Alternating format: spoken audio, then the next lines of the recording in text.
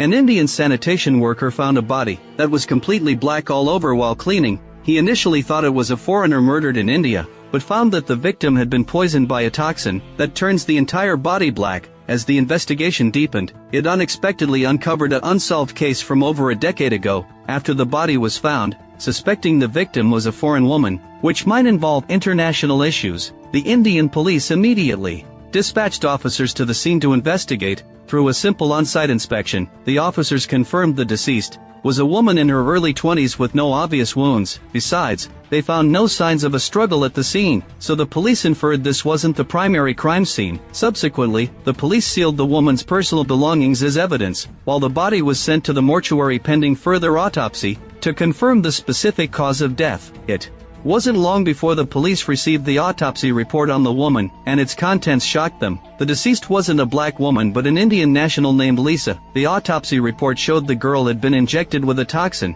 causing all the blood in her body to accumulate in the superficial layer of the skin, hence her entire body turning black. However, this type of toxin is a banned substance in school laboratories, and ordinary people can hardly obtain it. Thus, the police suspect the culprit might be someone like a university professor. This news caused a huge sensation, and newspapers everywhere were discussing the real identity of the culprit. At this moment, the scene shifts to a middle-aged drunk man named Lassie, who was once a senior detective in the police station, but due to a case many years ago, Lassie fell into a total slump, drinking all day and becoming an alcoholic. He casually looked at the news on his phone, but the next second Lassie suddenly sat up. Because the deceased's death condition was the same as that of the case from many years ago, Lassie couldn't help but recall that unsolved case back then. As the lead investigator, he remembered that the deceased was also killed by this toxin, with the entire body turning black. Later, Lassie was also attacked by the culprit during the investigation, but the culprit, in a hurry, didn't inject the full dose of the poison into him, so only part of Lassie's body turned black, and his life wasn't in danger. However, this didn't pull Lassie out of his slump. The reason he became like this is that the deceased in that old case was his daughter. As a father, he couldn't avenge his child, which caused him to fall into a slump ever since. Now that the culprit has reappeared, Lassie swore to bring him to justice. He rushed to the police station and applied to his superior to take charge of this case. The superior understood Lassie's feelings over the years and readily agreed. After getting his superior's approval, Lassie headed to Kerala, the location of the crime. With authorization from his superiors, Lassie took over the entire task force. He plunged into the investigation without any delay.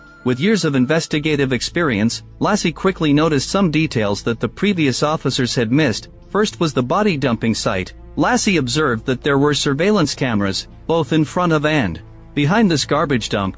With only this spot being a surveillance blind spot, the culprit being able to accurately find this place and kill Lisa indicated that they were very familiar with the surrounding area, and might even be a local resident. Besides, Lassie also noticed that a heart-shaped gold necklace was missing from Lisa's personal belongings. According to the investigation, this heart-shaped necklace was commissioned by Lisa's boyfriend Suman from a friend abroad, given to Lisa as a birthday gift. That very night, Lisa was murdered, and the gold necklace vanished. An ordinary detective might have thought the culprit acted out of robbery, but Lassie noticed that Lisa still had other gold items, and even a considerable amount of cash on her, all left untouched by the culprit. This clearly contradicted the idea of robbery. Moreover, Lassie noted that according to Suman, he had given the necklace to his girlfriend at Lisa's birthday party that night. Afterward, the two left the bar, with Suman escorting Lisa the entire time, until they parted when they were nearly home. At that time, Lisa said she didn't want her parents to meet Suman so soon. It was truly inconceivable that the culprit could track Lisa's movements and commit the murder in such a short time. Faced with these complicated clues, Lassie simply re-watched the surveillance footage